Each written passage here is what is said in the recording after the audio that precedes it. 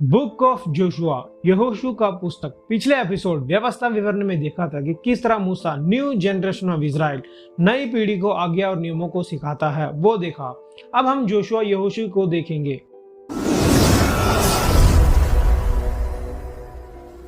मूसा के मरने के बाद अब मूसा के स्थान पर जोशुआ यहोशू खड़ा होता है लीडर बन के उनकी अगुवाई करने के लिए। जोशुआ भी मूसा की तरह लोगों को नियमों और आज्ञाओं को पालन करने को बोलता है। मूसा की तरह ही वो कनान देश में भेदियों जासूसों को भेजता है। पिछली बार जब मूसा ने जासूसों को भेजा था तब गड़बड़ हो गया था। जासूस और लोग कुड़कुड़ाने लगे थे, जिसके कारण वो 40 साल तक जंगल में भटकते रहे। लेकिन अब सब कुछ ठीक रहता है। वो अच्छी तरह जासूसी करते हैं। वहाँ राहब नाम की वेश्या भी उनकी मदद करती है और इजराइल की तरफ हो जाती है।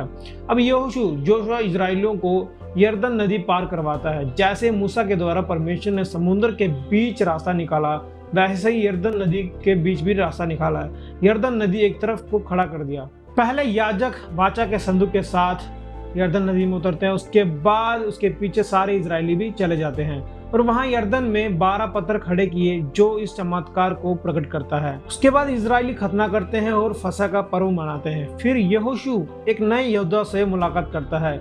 यहोशू उस योद्धा से पूछता है, क्या तुम हमारी हो रहो या दुश्मनी के हो रहो? वो कहता है, नहीं, मैं परमेश्वर की सेना का प्रधान हूँ। इसका मतलब वो माइकल आर्कएंजल था, मिकाइल। और इसके बाद इजरायली कई सारे युद्ध लड़ते हैं जो कनान के अलग अलग समूह के साथ होता है। पहले तो इजरायली वाचा के संदूक लिए एरियो के चारों ओर चक्कर लगाते हैं संगीत के साथ। 6 दिन एक एक चक्कर और 7वें दिन 7 चक्कर लगाते हैं। और उसके बाद वो बड़ी दीवार गिर जाती है और इजरायली अंदर उसके शहर को ले लेते हैं। लेकिन उसके बाद यहूदा गोत्र परमेश्वर से विश्वासघात कर देते हैं। आकान जो यहूदा गोत्र का है वो अर्पण की हुई वस्तु जो परमेश्वर का है उसे चुरा लेता है। लेकिन जोशुआ यहोशू को ये पता नहीं चलता। वो इजरायलियों से कहता है, आई में लोग थोड़े हैं, इसलिए सबको जाने की या मुझे जाने की जरूरत नहीं है। कुछ लोग जाओ और आसानी से जीत कर आ जाओ। लेकिन होता क्या है, इजरायली मार खाकर वापस आ जाते हैं आकान के पाप के कारण। फिर आकान को दंड देने के बाद उसके बाद ही इजराइल आई पर जीत पा लेते हैं। इससे यह पता चलता है कि अगर आप परमेश्वर से विश्वास योग्य रहते हो तो वो आपको जीत जरूर दिलाएंगे। अब कनान के गिबोनियों की चालाकी को देखेंगे। गिबोनी यहोशू और प्रधान से कहते हैं, हम कनान इसी देश के नहीं है, हम दूर देश से आए हैं।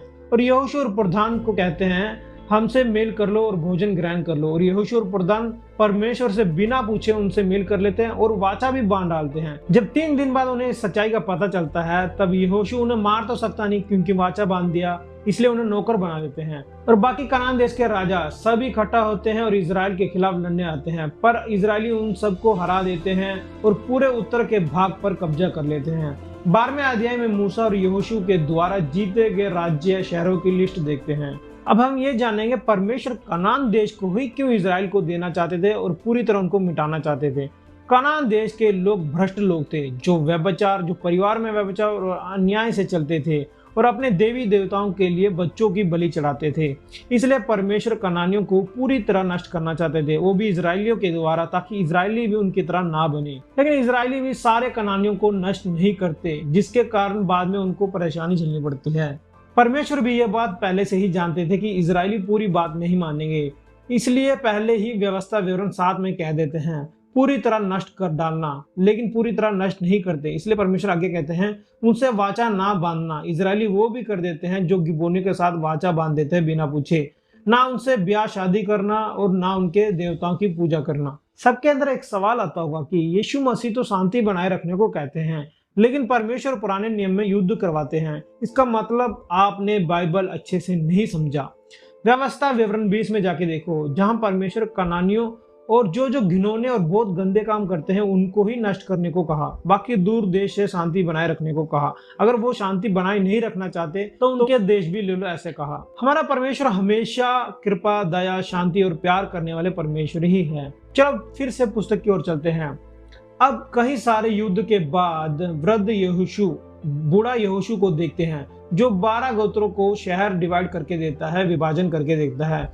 परमेश्वर ने जो वादा अब्राहम को दिया वो यहाँ पूरा होते हुए देख रहे हैं। लास्ट में यहोशू इजरायलियों को अंतिम उपदेश देता है। यहोशू मूसा की व्यवस्था पुस्तक में जो लिखा है उसके ऊपर चलने को कहता है। कनानी देवताओं की चर्चा ना करना, उनके बारे में बात भी ना करना, उनके बीच में मत जाना, उनके पीछे भी ना जाना। अगर परमेश्वर के नियमों पर चले तो आशीष मिलेगा, नहीं तो शाप और दंड मिलेगा। जो कनानियों के साथ हुआ वही तुम्हारे साथ भी होगा, देश से निकाले जाओगे। इसके बाद यहोशू 110 वर्ष का होकर मर जाता है।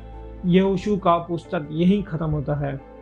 नेशन इंडिया चैनल को सब्सक्राइब कीजिए और इस बेल आइकन को दबाना मत भूलना, ताकि मैं जो भी वीडियो डालूंगा उसका नोटिफिकेशन आपको इस सब्सक्रिप्शन में मिल जाएगा।